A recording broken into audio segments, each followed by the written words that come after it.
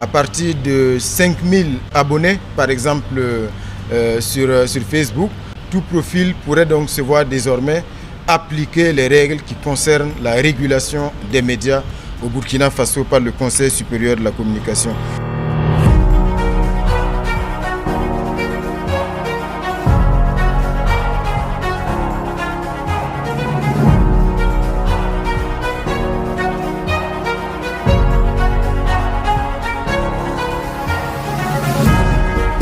Le Conseil a également adopté aujourd'hui, au titre du ministère de la Justice qui est chargé des relations avec les institutions, l'avant-projet de loi organique portant attribution, composition, organisation et fonctionnement du Conseil supérieur de la communication. Il faut dire que l'adoption de ce texte, cet avant-projet de loi organique, est lié donc, adopté suite à l'analyse du fonctionnement du Conseil supérieur de la communication qui a donc fait entrevoir la nécessité aujourd'hui d'apporter un certain nombre de réformes à l'institution pour lui permettre un meilleur fonctionnement et surtout de meilleures capacités de régulation qui prennent en compte aussi les évolutions technologiques. C'est ainsi que dans la nouvelle loi organique, le champ de compétences du Conseil supérieur de la communication va se voir élargi. Désormais, le Conseil supérieur de la communication a donc vocation à réguler également les médias et les réseaux sociaux. C'est ainsi que, à partir de 5000 abonnés, par exemple sur Facebook, tout profil pourrait donc se voir désormais appliquer les règles qui concernent la régulation des médias au Burkina Faso par le Conseil supérieur de la communication. C'est une avancée majeure. Et il y a également la question du financement même du Conseil supérieur de la communication. Ici, l'intérêt, c'est de faire en sorte que, au-delà bien sûr des sources étatiques du budget de l'État, le Conseil supérieur de la communication puisse avoir accès à d'autres sources de financement en lien avec les redevances donc, perçues par l'institution. L'autre élément majeur concernant cette réforme concerne la stabilité de l'institution. Parce que vous l'aurez remarqué, depuis pratiquement quelques années, l'institution est sujette à des crises à répétition qui plombent son fonctionnement, qui plombent aussi l'atmosphère même de travail au sein du Conseil supérieur de la communication. Cela est lié, entre autres également, aux modalités de désignation du président de l'institution.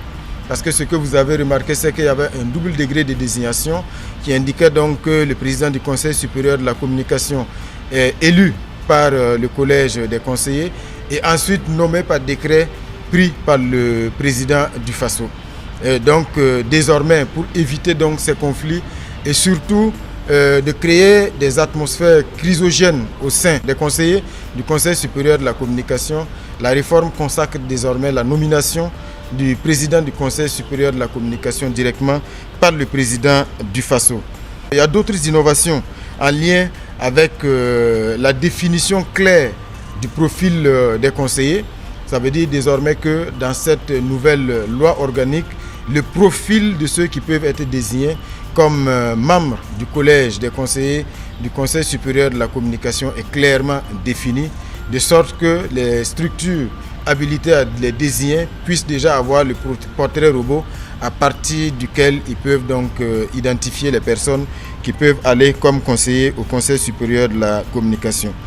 Il y a également d'autres innovations. Le président du Conseil supérieur de la communication, par exemple, a désormais les prérogatives pour pouvoir saisir directement le procureur sur un certain nombre d'infractions qui pourraient donc connaître des implications au niveau pénal.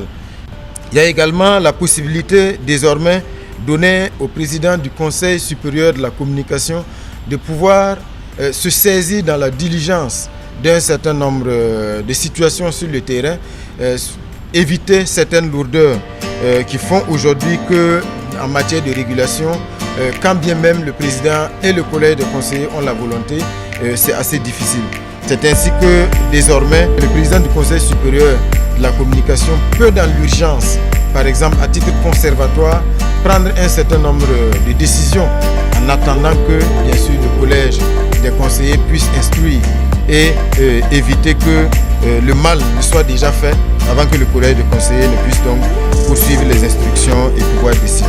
Autre innovation plutôt, c'est que désormais le Conseil supérieur de la communication peut désormais sanctionner directement un journaliste, ce qui n'est pas le cas aujourd'hui. Ça veut dire que désormais, en fonction bien sûr de la nature des infractions, le Conseil supérieur de la communication peut directement donc prononcer par exemple la suspension à titre temporaire par exemple d'un journaliste qui aura commis une infraction en fonction bien sûr de la gravité. Tout cela c'est à la lumière aujourd'hui de ce que il est devenu impérieux et urgent de pouvoir donner à l'institution véritablement toutes les capacités pour jouer son rôle de régulateur. Aujourd'hui, quand on regarde, la communication est devenue vraiment un mal pour notre société à travers les réseaux sociaux, la désinformation. Donc tout cela mérite aujourd'hui qu'on ait une institution qui ait toutes les prérogatives pour pouvoir agir et réguler la communication, réguler les médias. C'est un aspect extrêmement important. Donc voilà ce qu'on pouvait dire, le tout étant à travers cet avant-projet de loi-là, de s'assurer d'avoir une institution forte, une institution plus stable et surtout une institution plus indépendante. Et donc c'est vraiment cette